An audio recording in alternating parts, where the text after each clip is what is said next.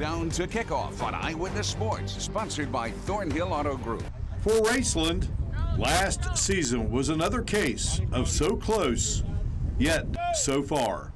So, we're coming off our third consecutive state final, runner-up, I guess. We've been in state finals the last 3 years, came up short all 3 times. Last year we finished 10-5. We were 1-3 at one point. Really, teams started gelling, coming together a little bit late. I made a really, really great run to state finals, and actually, of our 4 trips to state finals in the past 7 years, got the closest we got. We had the ball on the plus 25-yard line with about a minute to go, with a touchdown to win, and just came up short. In the title game, Raceland lost to Sayre, coached by former Marshall star Chad Pennington.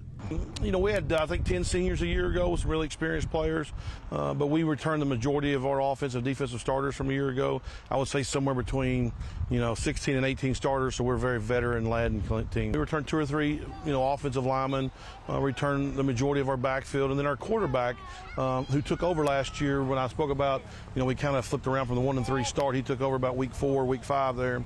Jake Waller, he'll be a junior for us, and he had a half a season in our regular season. Then, of course, he led us in the playoffs, and so, just his experience and his, his knowledge of what we're trying to do and where the ball needs to go has been a real asset for us in the preseason. But we're all about, look, we're going to try to take what the defense gives us. We're very, very multiple in what we try to do, and our offensive guys really share the ball. It's probably been our strength over the last couple of years is our unselfishness, but obviously it all starts on the line of scrimmage. You got to be able to play on the line of scrimmage to be successful, not only in August, but more so when the weather gets cold, right? So that's really what we're trying to build our team for. It is a trait Salmons hopes will carry this Ram team to Lexington, the site of the state championship games. This experienced team has been a blessing. Yeah, so it's been a real big advantage in the preseason, just from the standpoint of our guys know kind of what to expect and how we do things. And I think the strength has been them, buying in the process every day, getting a little bit better, but also showing our young guys and new guys the culture and how things work. And so that's been really valuable for us in the preseason.